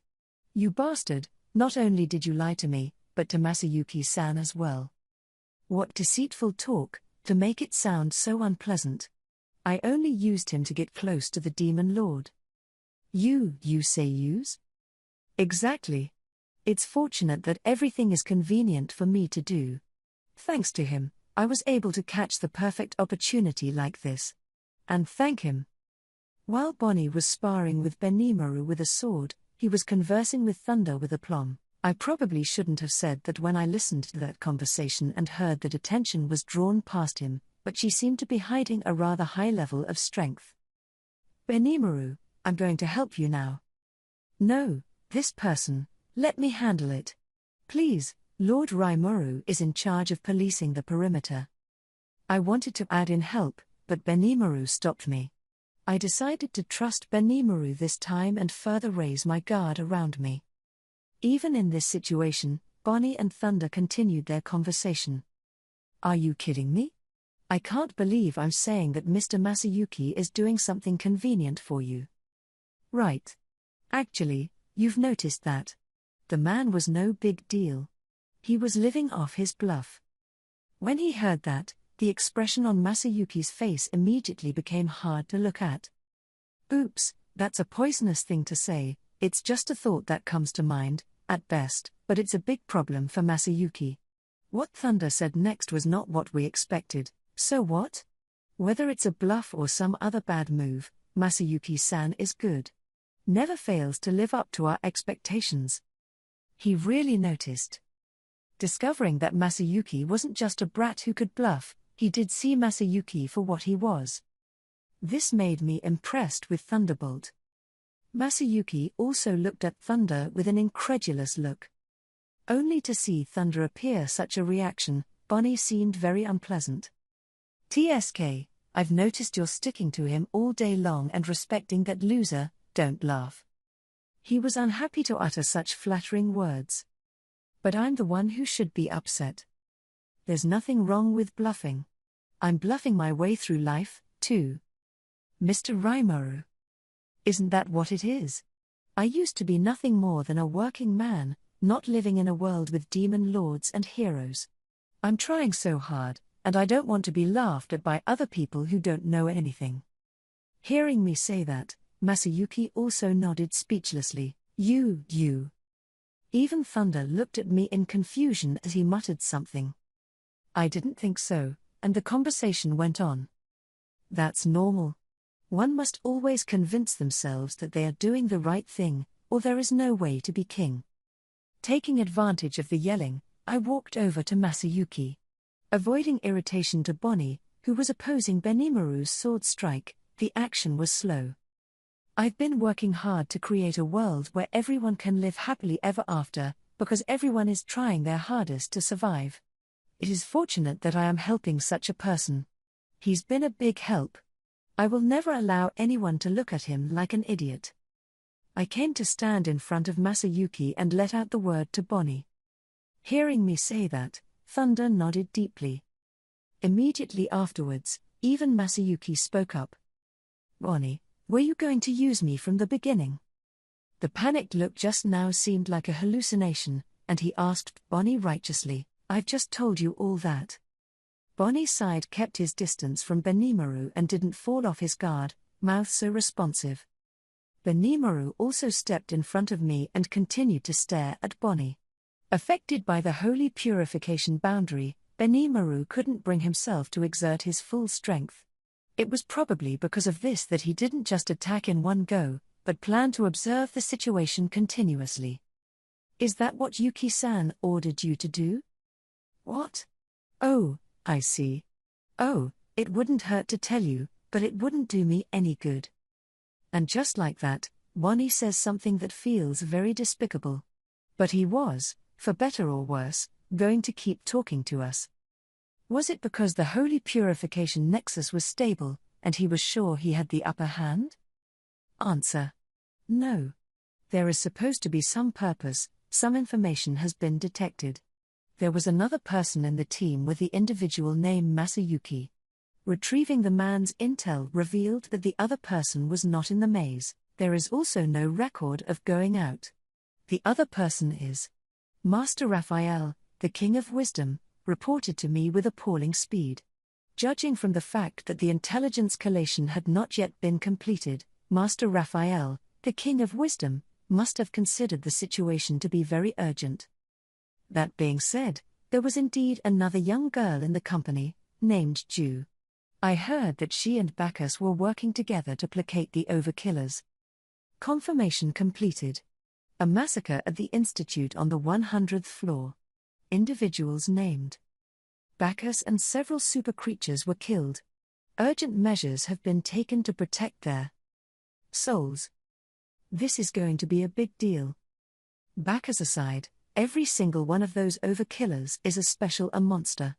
After parting ways with Masayuki, she killed all these people in that short period of time, and it was a bit unbelievable that something like this happened.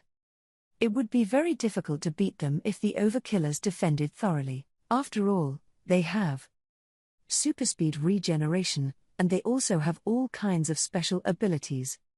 If it's a Benimaru with great firepower or a Zijin with abnormal evolution, it's a different story, but even the other 10 Lords of the Labyrinth, including Kumara, can't do it. There is a more important point. The information can't be ignored. For all the circumstances within the labyrinth are in the hands of Master Raphael, the King of Wisdom. And yet there's no way to find her, which means that Mr. Raimaru. The voice resounded directly in my heart as it conveyed itself faster than the communication network.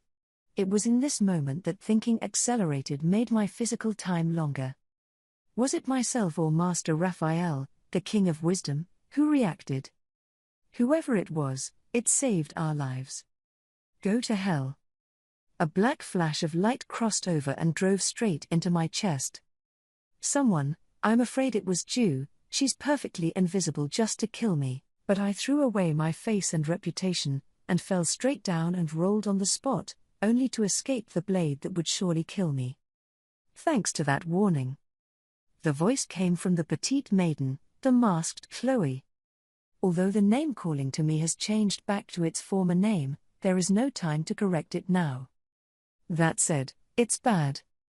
I clearly did my best to be on guard all around, and Master Raphael, the King of Wisdom, was not negligent in his vigilance. It would have been possible to sneak through this network, and then only one possibility could be thought of. In other words, this assassin had something like that. It's an ultimate skill. Finally, I was able to confirm who the assassin was, and that person was really Ju. She was still as expressionless as ever, but the atmosphere on her body was very different from before. It's not too much to say she's like a different person, with a feeling that's both cold and poignant. What a surprise, you've been tailing me without me noticing, haven't you?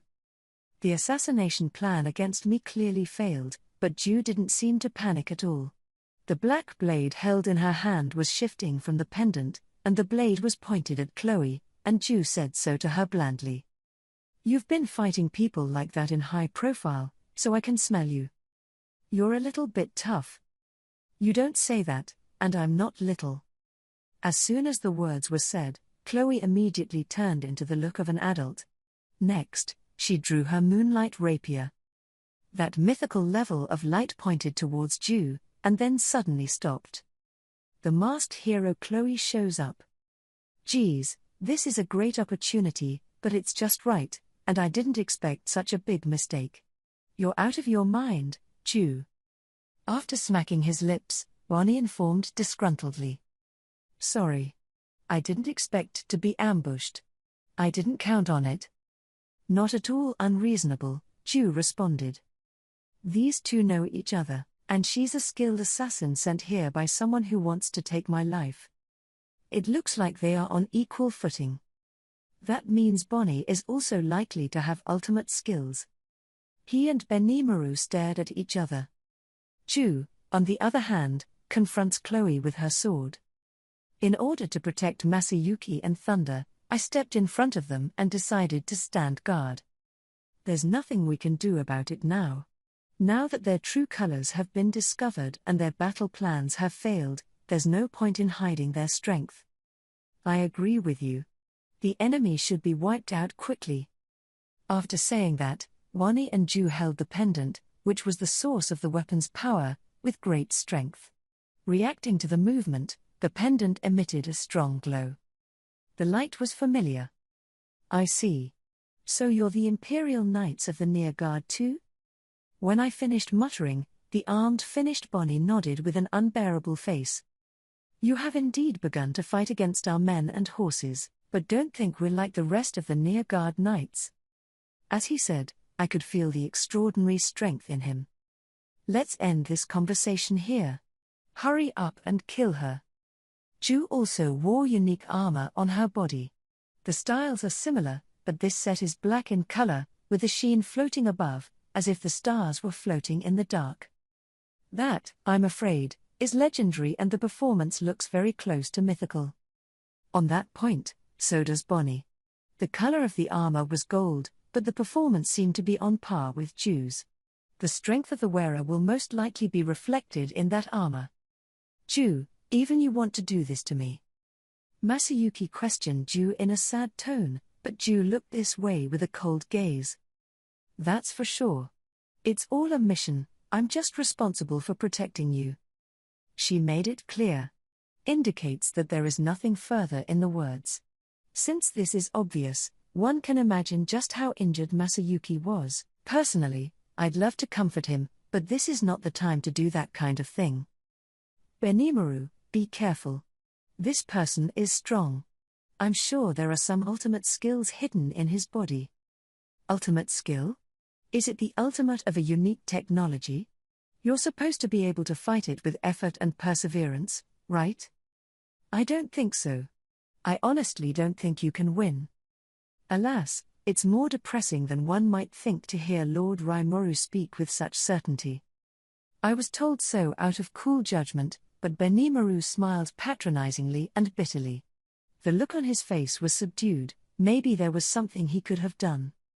To deal with ultimate skills, only ultimate skills can be used. I don't think it should be possible to subvert this absolute law, but here it is in the labyrinth.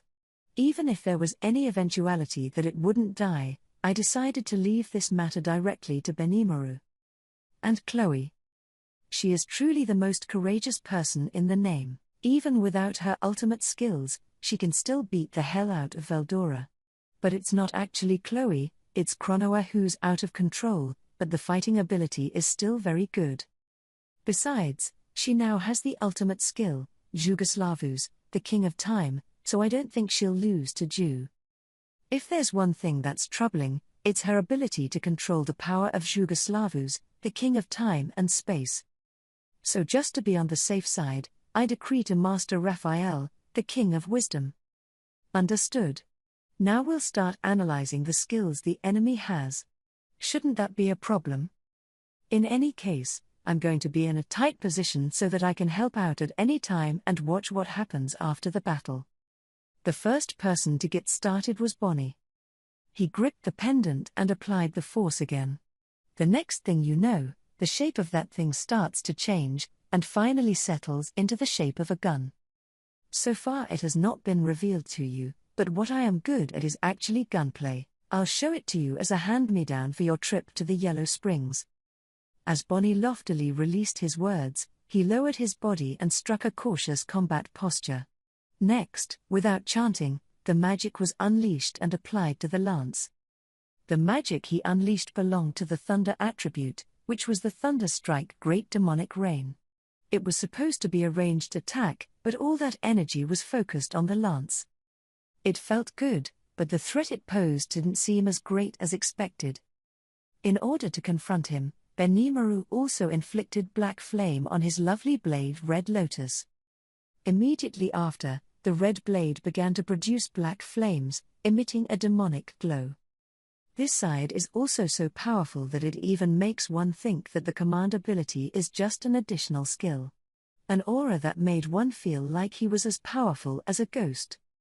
The two men then launched into action simultaneously. Originally it was always thought that Bonnie specialized in magic, to no one's surprise that he was also very good with guns. Sure enough, just like he said himself, this man was amazing. Yet it wasn't too much effort for me to keep up with his movements. What I'm more concerned about is the future attack prediction not being launched. This means that Answer. The skill of the individual name Bonnie prevents all interference.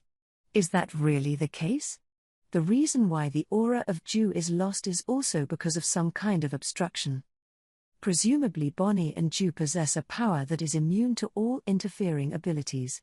The power is impressive, but what's more curious is what the other skills they possess are like. Benimaru and Bonnie fought an evenly matched battle. The look on Benimaru's face didn't have half an anxious tinge, enough to handle Bonnie. Conversely, come look at Bonnie, who seems to be a bit annoyed. The strength gap is that Benimaru has the upper hand. When it comes to comparing the performance differences of the equipment, Bonnie has the advantage. So Bonnie must have felt very bad about it. Looks like you can do something. You disappoint me. Benimaru's answer made Bonnie's face twist with a look of wonder. Presumably pride stimulated, he glared at Benimaru with a look like he was looking at a pest. How dare you say that for a magic creature? Then when you've eaten this, will there be any way to talk big like you just did?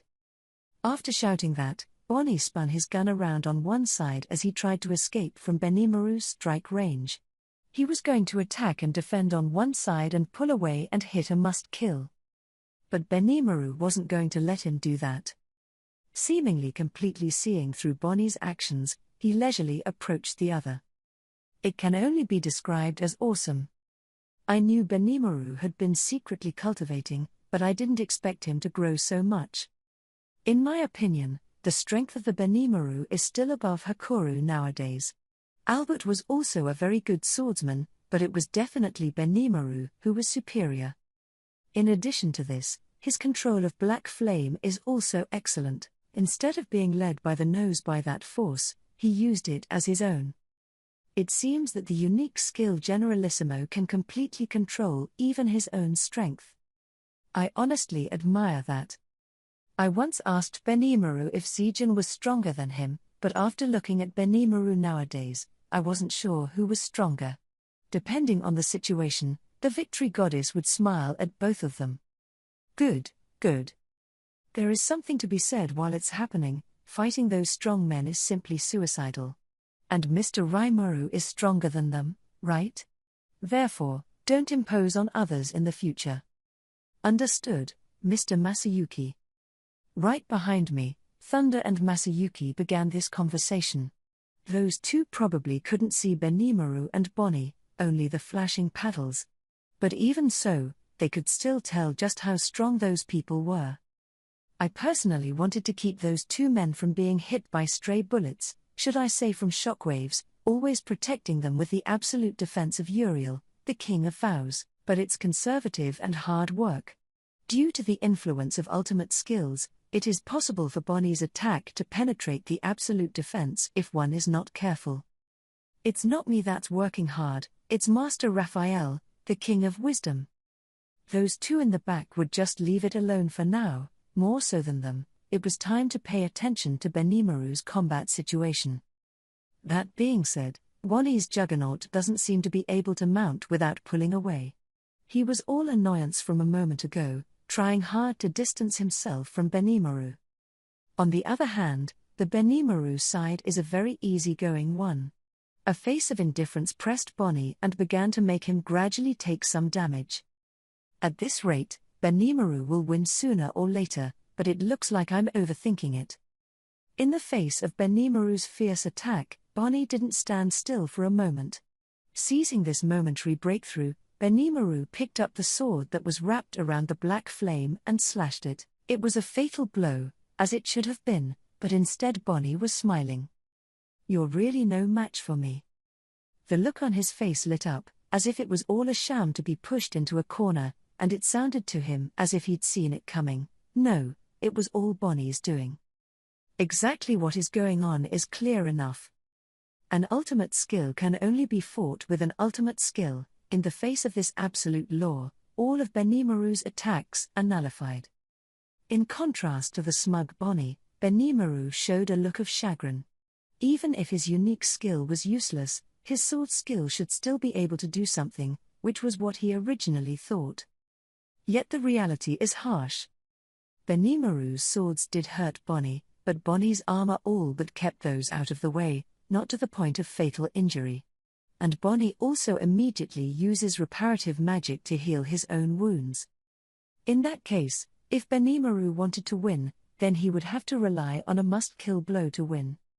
Benimaru is more powerful in terms of sword skills, but Bonnie has ultimate skills. It wasn't easy for Benimaru to do that in the face of a master who was even better than himself. Now Benimaru was in a difficult situation. Later the battle was all in Bonnie's favor, with Benimaru only defending. Just when Benimaru was in desperate straits, Chloe also suffered an unexpected setback. If we just compare strengths, Chloe has beaten her opponent a lot. However, Ju is good at attacking her opponent's key points and breakthroughs, and does not intend to go head-to-head with Chloe. In addition to this, they also set up a barrier, etc., to prevent Chloe from calling us for backup, making a poisonous fog that almost blinded one's fingers and blurred the opponent's vision in an attempt to create a situation that would benefit him. Chloe wore a mask, and those tricks didn't work on her at all. But Ju kept running away, and even Chloe had a hard time catching her. Ju runs away, and Chloe chases after her. The result was a long delay in fighting, but unlike Benimaru, Chloe had ultimate skills on her. I'm still above, and I don't think it's too much of a stretch to lose to Ju. I thought this side could rest easy, so I didn't bother to pay attention to them, but it didn't look like it was that simple. Just as Benimaru was forced to defend with all his might, Chloe was in trouble. "Look at you moving around. You're a good runner. That's for sure. Your sword is dangerous. I think most will be able to penetrate my defensive net." Ju was cautious. The opponent is the enigmatic Chloe, who has been calmly coping. Although Chloe's absolute severance is a unique skill, I don't know why it's so powerful that it's comparable to an ultimate skill. These words were said by Ju herself, and I think on the one hand it was also in humility, but at least the fact is that legendary grade defenses are indeed irresistible. That's because even that Veldora was bruised by Chloe, and it's safe to say that Ju made the right choice. You can't beat me if you keep running. I don't deny it, but it's okay. My goal is not to win, but to cover Bonnie. When Bonnie kills the ogre man, the two of us will kill you together. But then Ju really had to play that annoying game. Every time I tried to add in help, someone would attack Labyrinth City. Far behind them, fortunately, was a town that had been isolated. If that side is attacked, I wonder how many casualties there will be. And Ju started asking Bonnie for assistance. "Bonnie, there are unexpected people who want to come in and get in our way. This woman is more tricky than one might think. It's too dangerous to deal with her and the demon Lord Raimuru at the same time, so we have to adopt a safety strategy. In order to avoid interference, you will support the attack on Labyrinth City." "Understood. I will assist appropriately." As Bonnie also stepped into attack, it multiplied my burden. Masayuki and Thunder have the resurrection bracelet, and the result is not as bad as it could be. However, the Labyrinth City is inhabited by people who know nothing about it. And it's kind of the safest place to be. Not everyone wears a resurrection bracelet. The adventurers who are taking refuge are a different story, and the average resident wouldn't even bother with one of those. In addition to preventing stray bullets from spreading, it is also necessary to deal with Jew and Bonnie's troubles. Since those were all attacks of the release system, they could be eliminated with the gluttony king Beelzebub, but there was no time to help Chloe. No, seriously. Honestly, Chloe was a big help to even run to my aid. If it was just me and Benimaru on the scene, we might have lost the battle a long time ago. After all, Benimaru alone was going to struggle to fend off Bonnie's attacks. If you're not careful, you won't be able to resist the attack, so it's hard to interfere with the enemy's attack on Labyrinth City. Even so, Benimaru and Bonnie were still able to engage consistently, and that was because Benimaru's skills were above Bonnie's. A mere blow to the front would have killed him, and in the face of such a fierce attack, Benimaru blandly diffused it. Although the situation was reversed because of the strengths and weaknesses of the skills, it was Benimaru who deserved the credit. That being said, I had always thought that these guys were Masayuki's followers, but I didn't realize that they had a great strength hidden in them. On the other hand, the fact that they were able to hide it from my eyes to this day is a good indication of the strength of these guys. Even Ruminers ignored these guys at the celebration. It should be said that Master Raphael, the King of Wisdom, did not notice it and could not blame it. All in all, it's safe to say that the current situation sucks. The communication network that they communicate with Ramirez is also hampered, and the other side is acting meticulously. Perhaps it was the unease in my heart that conveyed to her that this time Chloe made the bet. That causes unexpected lapses to occur. Now that it's come to this, I'm going to use my best moves. There's still a hand left to break, and if there is, let's hope she uses it anyway. Yet somehow, at this point I had a bad feeling. Just then, the whole world seemed to darken for a moment. All the movements were still, and the whole person seemed to be fixed. Before I could figure out exactly what was going on, it occurred to me where this feeling seemed to have been experienced. By the way, just like when Chloe and Guy used to fight. Warning. The energy of the individuals named Chloe Obel is low. Seems to have failed to control the skill. It was that feeling of time standing still at the time. Just remembering this, Master Raphael, the King of Wisdom, had just given a warning. That's when I realized that Chloe had turned back into a child. Hey, Chloe. No way? The power is so inefficient that the current me doesn't seem to be able to use it. I told you so. It gets harder to control in time. Although it was unknown what was going on, Chloe's stunt had definitely failed. And most tragically, the collateral damage caused Chloe's fighting ability to fall apart. As it turns out, even Chloe couldn't fully control the power of the King of Time and Space Jugoslavus. The last time she fought Guy, she seemed to use it with ease. But in reality, these phenomena are almost all generated by the power of Guy, and Chloe just strikes a counterpart. Even so, it's pretty awesome. If it is impossible to act in a world where time stands still, then it would be a unilateral defeat for Guy. However, mock battles are different from actual battles. Chloe seemed to be able to make time stand still for a moment, but that seemed to take a lot of energy. The fact that she's back to what she is proof of that. It is because of this risk that it is a problem to use unconfirmed skills in actual combat. The situation might have been different if Chloe had been able to fully control the abilities of the Time Lord Jugoslavus, but how could one expect that kind of miracle to happen when even Master Raphael, the King of Wisdom, hadn't even resolved it yet? Hey, Chloe. Are you okay? The situation is a bit bleak. Although I was able to return to my original form, it seems that it will take some time for me to regain my original strength. I asked through the communication network out of concern, and the next thing I knew, I heard Chloe answer in chagrin. That being said, the situation is not so far from irreparable. Chloe is not completely incapable of combat and can rest assured for the time being. I don't know what you're trying to do, but it's all a pointless struggle. You can't even grasp your own power, and it seems you're doing things more haphazardly than you thought. Ha ha ha, thought so. Ju, it's you who's over-vigilant. Seeing the lapse in Chloe, Ju and Bonnie begin to laugh at her. However, at that moment, a voice rang out in my heart, which could be said to be a help from heaven. Notice. The skills possessed by the enemy have been resolved. That was fast. The king of time and space, Jugoslavus, owned by Chloe, has clearly not been analyzed until now. Bonnie and their polarizing skills were so simple to analyze. It was a delightful miscarriage of justice to be able to get a rough idea of where the other person's skills fell. So what's the content? Answer. It has been confirmed that the skills possessed by the individual name Bonnie and the individual name Ju have most in common. Presumably almost the same skill. Search for unique skills based on their uniqueness, and the ultimate skills that go beyond the limits of unique skills. Even so, the two skills are still very similar, which is to say. Which means Bonnie and her power is borrowed from someone? Answer. Yes. It is highly probable. I see. I actually find it a little unnatural too. It takes a lot of work to acquire an ultimate skill.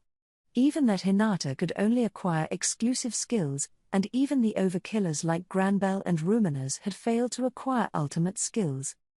It's a little hard to say, but that power isn't so easy to take, not for something like Bonnie and Ju, and the ultimate skill will show the nature of the possessor in a dense manner. While they did a great job of obstructing and hiding tracks, they didn't make a stronger play. I was on guard, afraid they were hiding something, but it didn't seem so. Answer. Yes. It has an absolute advantage for magic and exclusive skills, and it can also completely hide its own abilities. These are the borrowed abilities of the individual name Bonnie and the individual name Ju. According to the energy inversion of those two, they don't have the energy left to make any more powerful moves. That's all they're going to use. Is that the right answer? How things will turn out, we don't know without an end to it.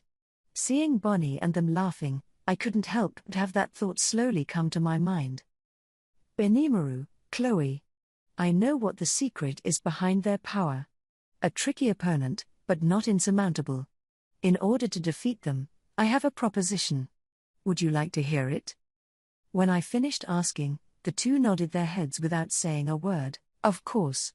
If I could have cut that guy down with my red lotus blade, I would have won long ago. The tricky thing is that guy's strength is especially focused on defense. In order to avoid losing, Benimaru is ready to keep fighting his opponent all the time. Not confused by the other side's words or actions, always looking to win. Just stalling for time would be enough to wait until Diablo and Shion returned. He was trying to wait for that time to strike back. A man worthy of the great general, this man is calm and reliable at all times. I also believe in Mr. Raimaru.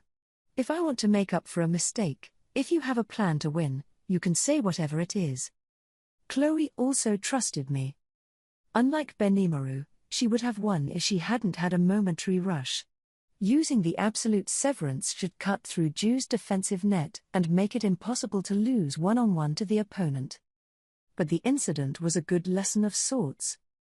Although this exposed the weakness of Chloe, who was not yet used to using the ultimate skill, it would only take more improvement in the future. Looking forward to her future performance, let's focus on getting this fight over with right now. Then I'll tell you. I hope Benimaru can connect with me through the soul corridor. That way, I can lend you some of my power. Just the way I want it. Although borrowing Lord Raimaru's power feels unhelpful, it was better than losing to his opponent. I promised to win. Benimaru gladly agreed. More than personal appearances, he valued practical benefits, much like a choice Benimaru would make. I don't think he has to be ashamed of it. If it was a contest of strength, Benimaru would definitely be above the other. Thinking on the one hand, I imposed an absolute severance on the red lotus blade of Benimaru. That's as powerful as what Chloe is using. I'm just reversing the absolute defense, which would be offset if compared to the absolute severance, but it should be sufficient against Bonnie. That's it for this side of Benimaru. And then there's Chloe. Chloe, Chronoa, you listen to me. If the fight continues to buy time, Benimaru can beat Bonnie. And then we'll put Chu. This time, the exact opposite strategy was adopted. The present-day Chloe had changed back to her adult form, but there was still a long way to go before she could return to normal. It's time to play the safety card and actually win. All Chloe has to do is buy time before Benimaru wins. That's what I thought. Wait a minute. I haven't lost. If it's one-on-one, I'll beat the other. That is,